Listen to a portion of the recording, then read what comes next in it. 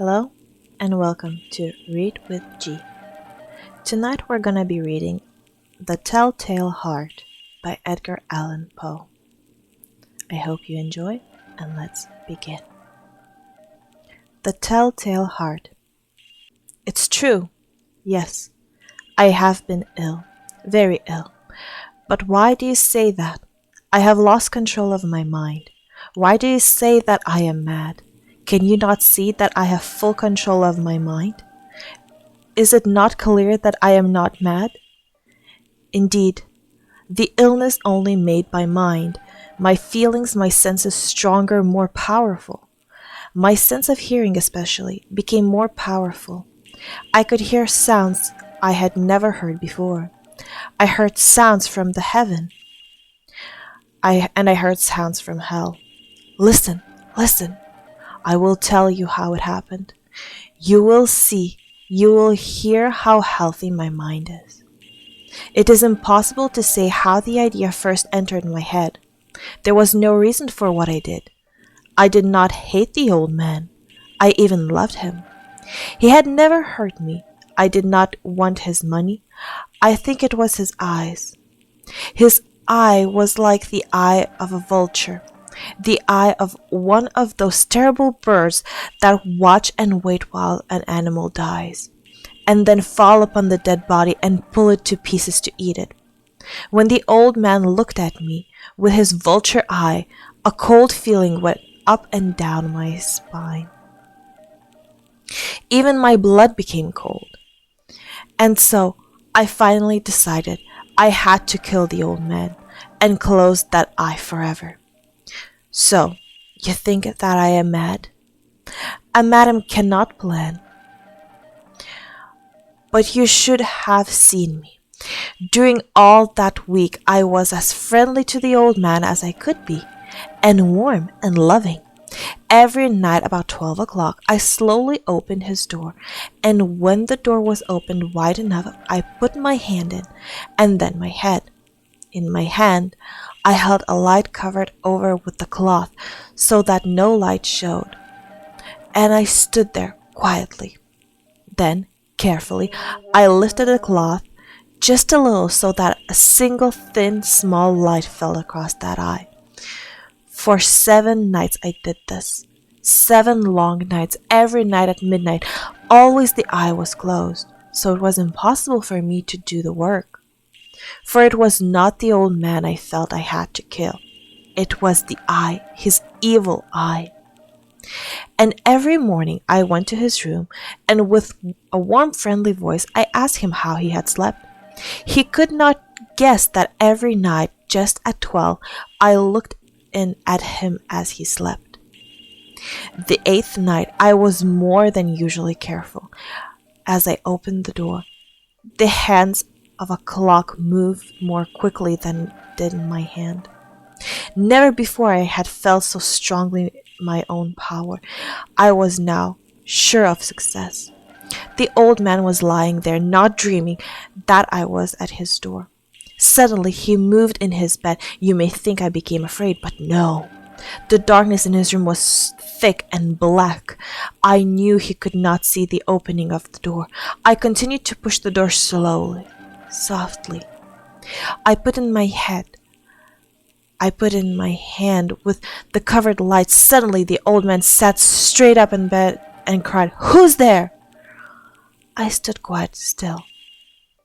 For a whole hour I did not move, nor did I hear him again lie down in his bed. He just sat there, listening. Then I heard a sound, a low cry of fear which escaped from the old man. Now I knew that he was sitting up in his bed, filled with fear. I knew that I was there. He did not see me there. He could not hear me there. He felt me there. Now he knew that death was standing there. Slowly, little by little, I lifted the cloth until a small light escaped from under it and fall upon that vulture eye. It was open, wide open, and my anger increased as it looked straight at me. I could not see the old man's face, only that eye, that hard blue eye, and the blood in my body became like ice. Have I not told you that my hearing had become unusually strong? Now I could hear a quick, low, soft sound, like a sound of a clock, heard through a wall. It was the beating of the old man's heart. I tried to stand quietly, but the sound grew louder. The old man's fear must have been great indeed, and as the sound grew louder, my anger became greater and more painful.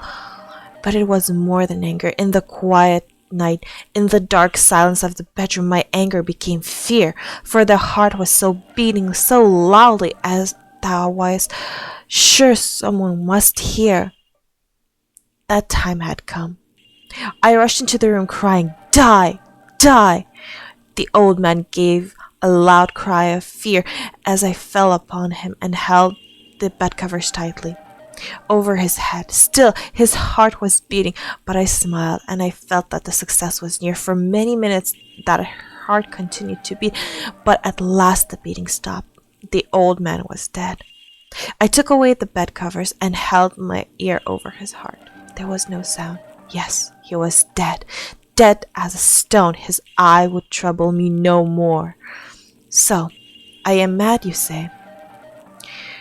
You should have seen how careful I was to put the body where no one could find it. First, I cut off the head, then the arms and legs. I was careful not to let a single drop of blood fall on the floor. I pulled up 3 of the boards that formed the floor, and then put the pieces of the body there. Then I put my boards down again, carefully, so carefully that no human eye could see that they had been moved. As I finished this work, I heard that someone was at the door. It was now 4 o'clock in the morning, but still dark. I had no fear, however. I went down, opened the door. 3 men were at the door, 3 officers of the police. One of the neighbors had heard the old man's cry and had called the police. These 3 had come to ask questions and to search the house. I asked the policeman to come in. The cry, I said, was my own, in a dream. The old man, I said, was away. He had gone to visit a friend in the country. I took them through the whole house, telling them to search it all, to search it well. I led them finally into the old man's bedroom. As if playing a game with them, I asked them to sit down and talk for a while. My easy, quiet manner made the policeman believe my story. So they sat there talking with me in a friendly way. But although I answered them in the same way, I soon wished that they would go. My head hurt, and there was a strange sound in my ears. I talked more and faster, and the sound became clearer, and still they sat and talked. Suddenly I knew that the sound was not in my ears. It was just inside my head, and that moment I must have become quite white. I talked still faster and louder, and the sound too became louder. It was quick, low, soft, like a sound of a clock heard through a wall. A sound I knew well. Louder it became, and louder. Why did the men not go? Louder, louder. I stood up and walked around the room. I pushed my chair across the floor to make more noise, to cover that terrible sound. I talked even louder, and still the men sat and talked and smiled. Was it possible that they could not hear? No, they heard. I was certain of it. They knew. Now it was they who were playing a game with me. I was suffering more than I could bear from their smiles and from that sound, louder and louder, louder. Suddenly I could bear it no longer. I pointed at the boards and cried, "Yes, yes, I killed him. Pull up the boards and you shall see. I kill him." But why does his heart not stop beating? Why does it not stop? This was The Telltale Heart by Edgar Allan Poe. I hope you enjoyed the story. If you have any suggestions for what to read next, please leave them down below. I will take them into consideration.